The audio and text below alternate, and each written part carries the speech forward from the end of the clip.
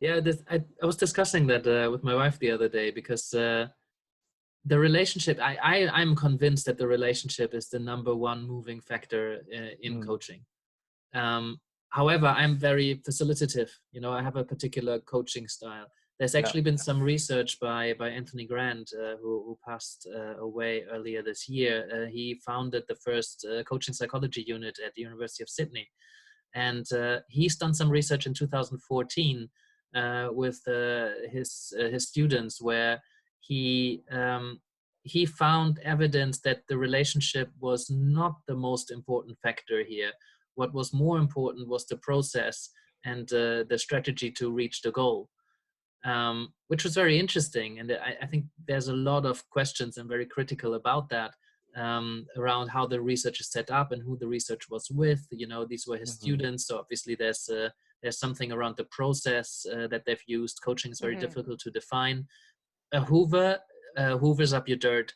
You don't need to have a relationship with your Hoover. You just need the process that the Hoover has, which is sucking up dirt. And there are coaching approaches out there that are more like Hoovers. They solve a problem for you and you don't need that relationship. But depending on how you see coaching, most of the people I know see coaching as something that is relationship based and facilitative. And you need to have that space in which the coaching happens. Coaching is not a thing that you do. Coaching is two people together in a room, creating a space where the client can grow. So in that sense, it's different to selling a Hoover. Yeah. Yeah. Well, I think, coaching is developing a lot. I think it's like, like I like to compare it to like fighting, like a sport. If you look at, you have traditional boxers, right? And now, then you get kickboxing, you got all these different types of fighting, right? And then you look now at mixed martial arts, and they're more complete fighters. So they've learned jiu-jitsu, right? They know how to handle, people on the floor, but they know how to use their legs. They've done a bit of kickboxing, boxing, and jiu-jitsu and wrestling. And for me, like they're like the complete fighter. And again, by the way, this is my view. It's not so much about right or wrong, but I think, as a complete coach, just learning about these different modalities, like learning about positive psychology, learning about NLP, you learn about all these different types of work. It just makes you more complete.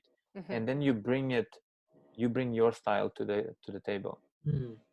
It's an interesting one, because I'm thinking, for example, a handyman coming into your house to fix something. Like, I had a conversation with a colleague the other day about, if I have a problem with my plumbing, I would want a plumber, not an electrician who also knows about plumbing. There are more complete handymen, so to speak, and they can fix a whole bunch of things in your house. But if I want heart surgery, I want a heart surgeon.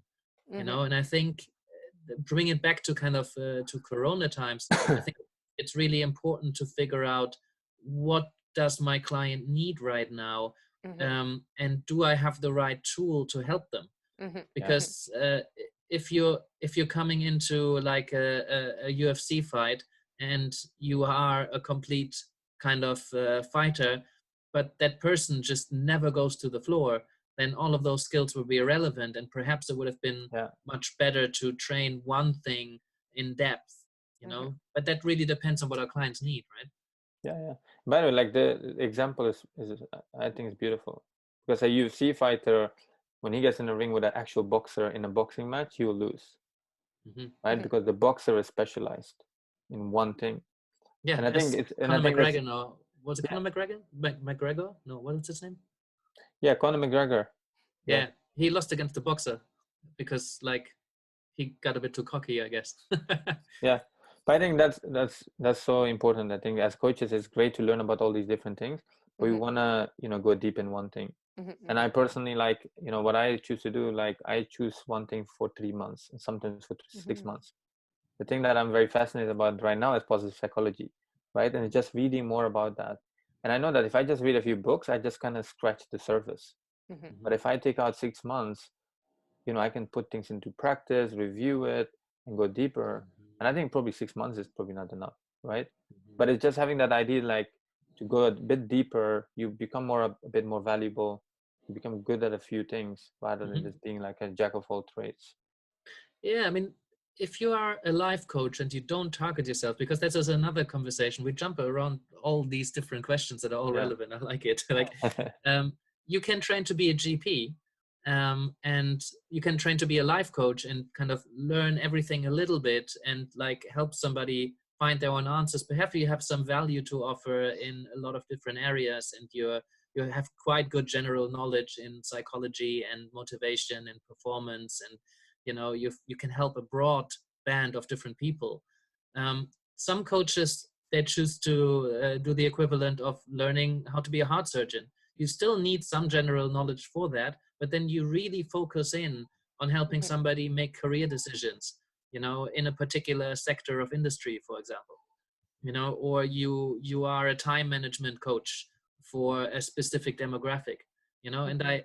I used to kind of reject that, because I'm kind of wanted to be more broad. I wanted to be more of a GP. I wanted to be able to work with lots of different people and lots of different things. Yeah. But I respect a lot people who really niche and specialize. I'm always talking about framing your space, framing your coaching space. I do this particular kind of work, or I do this kind of work. As long as we tell our clients what it is that we do and what we can cover and where the boundaries and limits of our practice are, then I think we're doing the clients a service, because then they can decide based on what you said whether it's wise for them to work with us or not. Yeah, it's interesting. I mean, I guess for me, this raises the question, and thinking back about what you guys said earlier, um, too, about, people who kind of just give their clients a formula for how to fix a very particular problem. I mean, the debate this raises for me is I mean, is that strictly coaching? Because yes, that kind of borders on maybe a more teaching or mentoring approach. But I think the problem with being a GP in this coaching sense, a generalist, is kind of, I think something I'm really learning is, at the end of the day, people are thinking, if they're hiring a coach, what's in it for me? Like, what problem are they going to solve for me?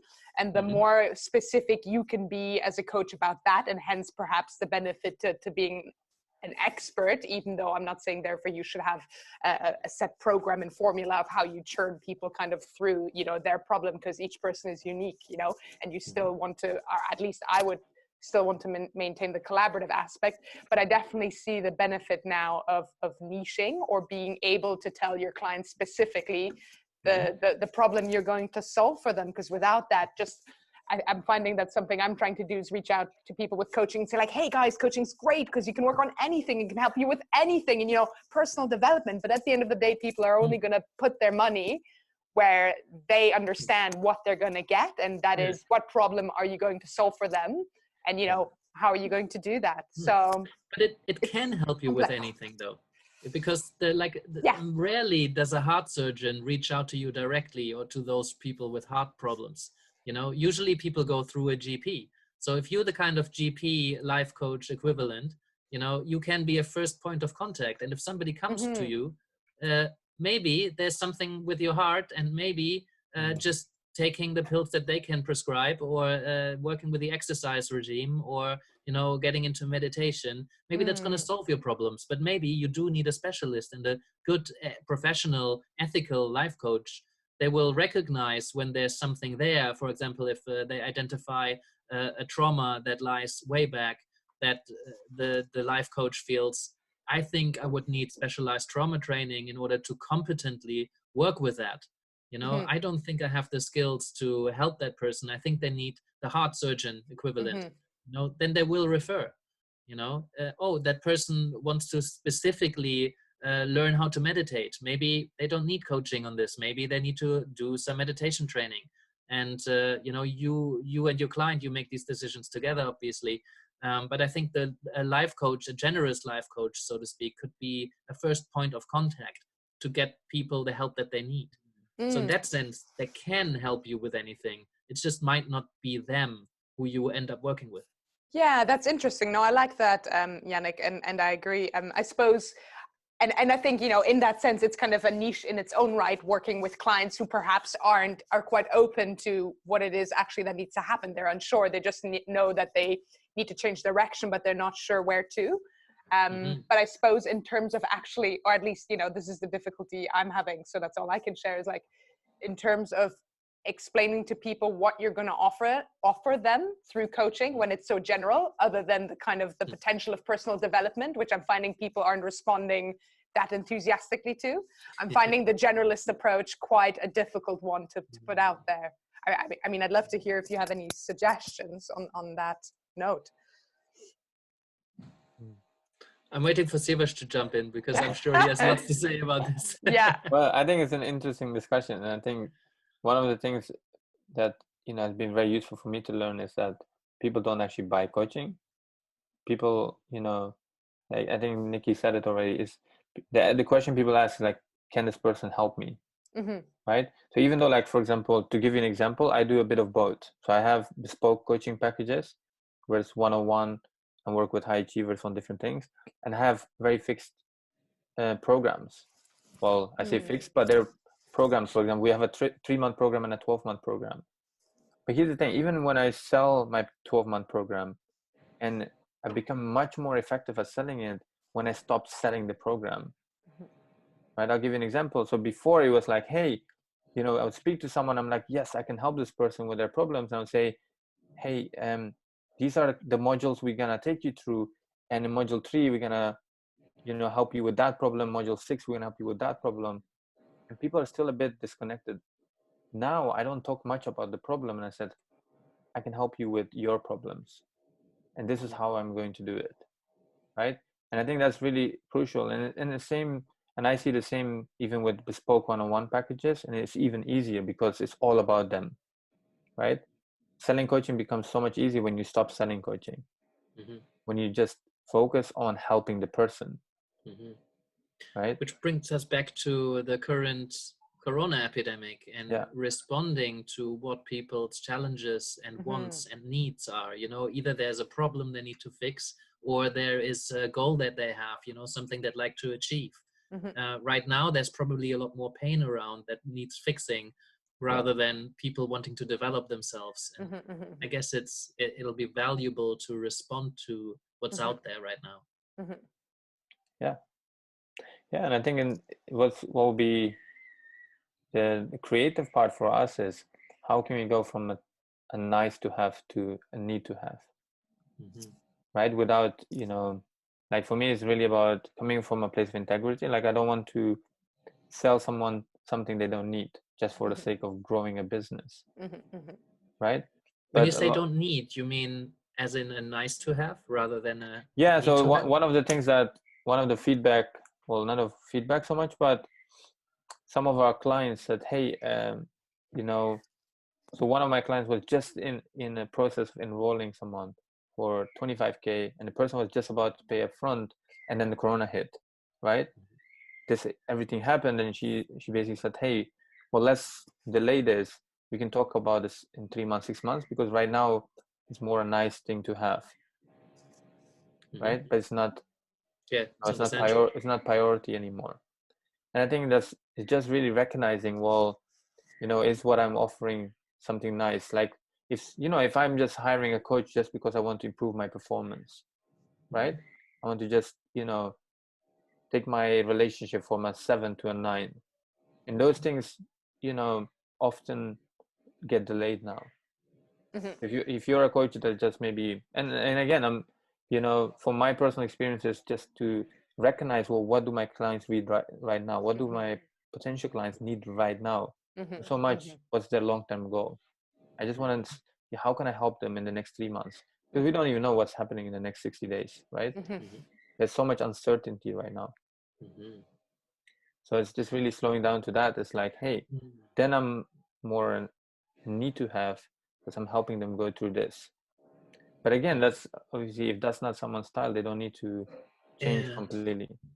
I think it gets difficult here, because a lot of what coaching is, particularly you mentioned positive psychology, the early positive psychologists, the first kind of wave was well, we're taking people from 5 to 7 or 8 instead of from -3 to 2. Yeah.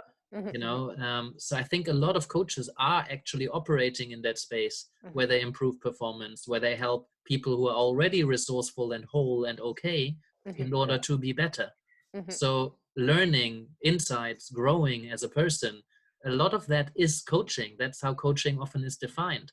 So in that sense, one of my colleagues from the States, he always said, nobody needs a coach. Everybody should want one. And I like that. Yeah. I think that's how a lot of coaches see their work. So it's really difficult to then say, you need what I have, because otherwise you can't operate, you know.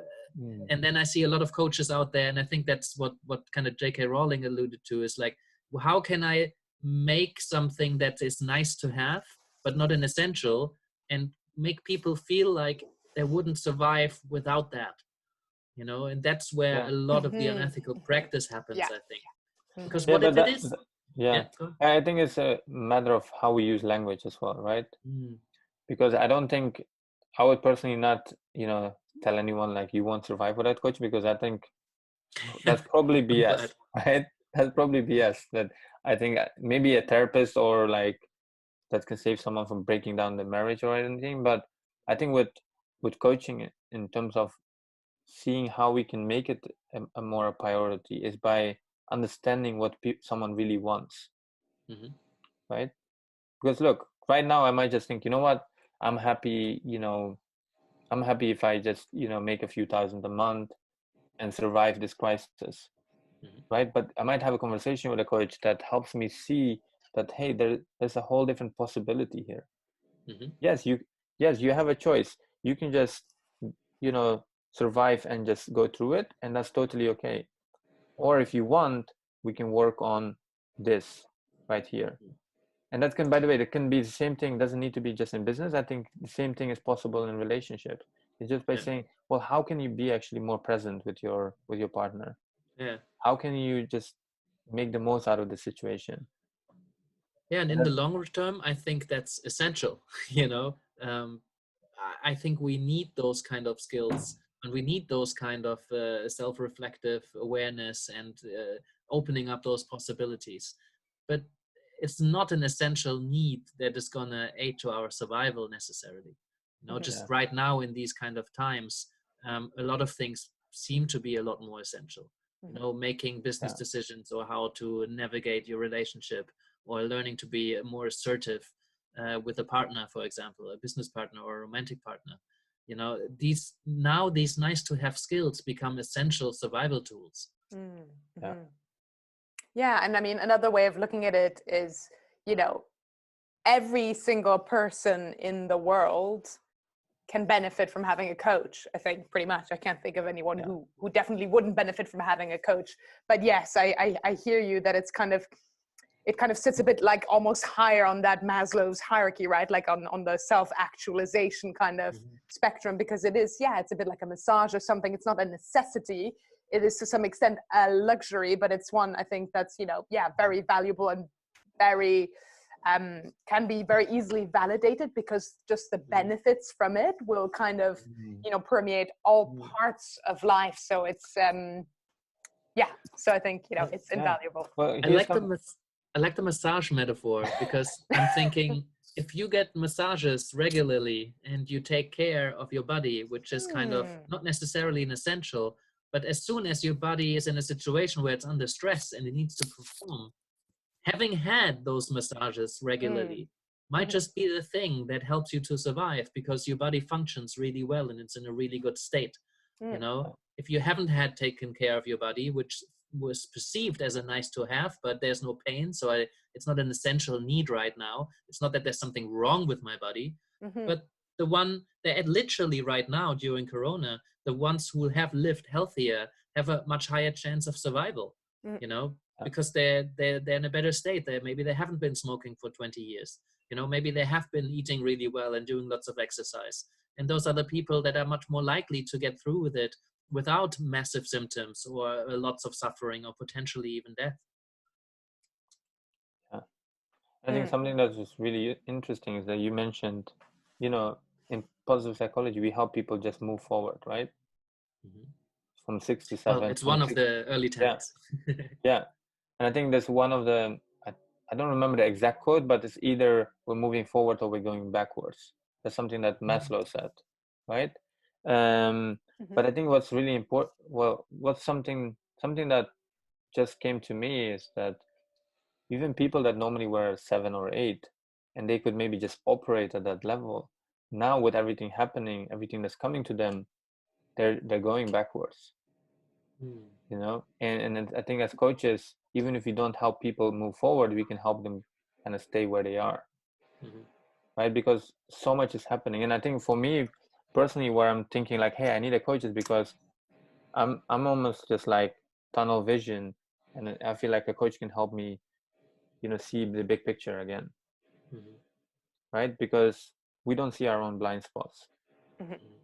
You know, we can sit down and journal, and I think journaling is very useful. Think about, well, what was good about today? What can I improve? You know, what would I do different? But it's, you know, a coach can ask you those questions and help you maybe reflect on things that you've missed. So I think that's one way where as coaches we can be really useful in people's lives, where we help them at least stay where they are and maybe take a few steps forward, and even not, but just surviving and not going backwards. Not, you know, a marriage that we invested 3-4 years in, that all of a sudden starts breaking down and crumbling underneath us. Yeah, I really agree with that. And, you know, even more so, I'm almost tempted to say, like, coaching is a way of turning any perceived negative situation into something positive and transformative and powerful, seeing kind of every obstacle as an opportunity for growth. And, you know, in my perspective, at least, can be completely flipped around to become the complete opposite. And that's another, that's what I think coaching stands for. That's the kind of mindset work. I think that's so powerful to help us shift perspective. And these are really good, what feels like kind of concluding thoughts. So maybe we just share some of them, because Sevas mentioned to have that kind of perspective shift, or that mindset is really important right now. And a coach can offer you a different kind of perspective and also reflect back your perspective.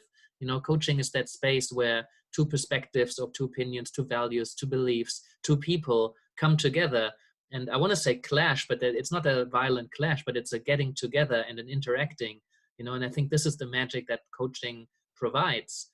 So what I'm getting from this, where I see the value of coaching in these difficult times, is for coaches to think about, what do I have to offer? What is my coaching space about? What kind of skill set do I have? And how is that valuable and helpful right now? How can that serve people with the challenges that they have? Either new challenges because of the pandemic, or existing challenges because, you know, some things haven't changed.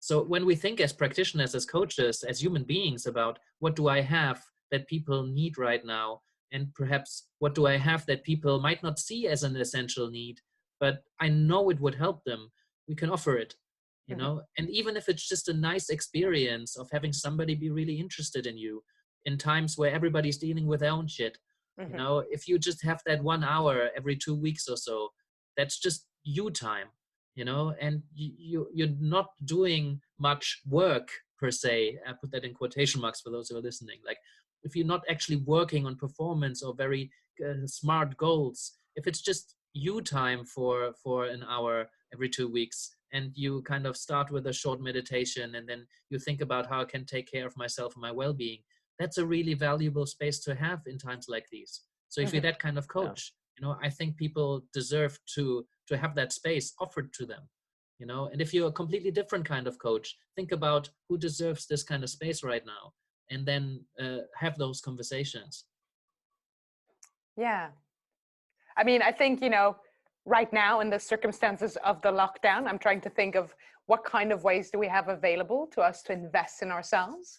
Like, you know, thinking back to massages is like, that's just not possible right now. You know, probably a lot of the things we do usually to invest in ourselves, I don't know, be it going to cinemas or whatever experiences we seek out, just lots of it isn't available. And I think in that sense, coaching really comes almost to kind of the forefront of things that is available, that can make a real difference to people in their lives and these new unprecedented situations right now. Yeah. The last thing I want to say is I've written an open letter from coaches in times of crisis, and I've put it out there in the coaching community, and there's been over 100 people signing it. Thanks to people who've given me kind of feedback, it evolved a lot, so I can't really say it's my letter anymore. But the central message was, I think it's important that people know that they can reach out for help. There's lots of help out there that's free. I think it's probably important that we pay for things because we're more involved and engaged and committed in it. But regardless of what resources people have right now, I think it's important that they go reach out for help. And whether that leads them to a grief counselor through a coach, that's a good thing. And I want to encourage coaches as well, that they make it possible for people to work with them. Whether you offer discounts or you don't, you refer people to places where they can get something for less cost, refer them to a colleague, refer them to a free service, or motivate them, encourage them for the value of paying for it. Whatever it is, I think it's important that we have coaches out there doing work right now, because people really need what we have, you know. Not particularly one-to-one, but like people need what coaches have. And there is a right coach or a right practitioner to work with whatever kind of issue or problem you're facing right now. Yeah. And, you know, for me, like, I just want to leave coaches with this idea that this is a great time to reinvent yourself, you know, to see it, how you can do things differently, how you can help people. And, you know, we learn a lot about ourselves right now. So, yeah, take this as an opportunity for growth. Yeah, I agree. I think this is a great time for coaches to kind of stand for kind of what they represent and kind of take initiative and rise above, you know, the state of despair and chaos maybe that we're feeling, and come out of this, thriving. Yes, and in a couple of months, people will need to rebuild. You know, we don't know what this crisis is going to be, and the financial, maybe there's a recession. We don't know what's going to happen. What we know is there's a big storm right now, and people will need to rebuild their lives afterwards. So they will need support, you know, and there's people like, I think I'll just leave it at that, because otherwise we're talking about another hour or so. There's been a very special, almost an hour and a half. We might break this down, so this might be part 3, but like, I'm just really glad that you guys are listening. I really value the questions that you send us. If we haven't answered any of those that you send us already, we do have a large list, so we're going to try to work through it. It was a bit more difficult to meet and record these, so we hope you enjoyed the online get-together. We might be keeping this going as we go through lockdown, depending on how the situation develops. Keep the questions coming. You know, you can find us in places. If you found this valuable, recommend it to a friend. You know, I learned this technique from a smart coach that I just spent an hour with. And thank you. Thank you, guys. Hey, everybody. If you found this conversation helpful for you and your coaching practice, then there's a couple of ways that you can support the podcast and stay up to date with future episodes. Obviously, you can subscribe here on YouTube if that's your jam. If you want to get it straight into your inbox, never miss an episode, there's a link in the description to can sign up for our mailing list. You can leave us a review or follow us on Spotify and Apple Podcasts, and come join us on Facebook. We'll get the conversation going there. Obviously, leave us a comment. You can support us on Patreon. And any way you choose to do that, tell a friend, whatever you want to do. We really appreciate it, and we hope you get a lot out of it. So see you next time.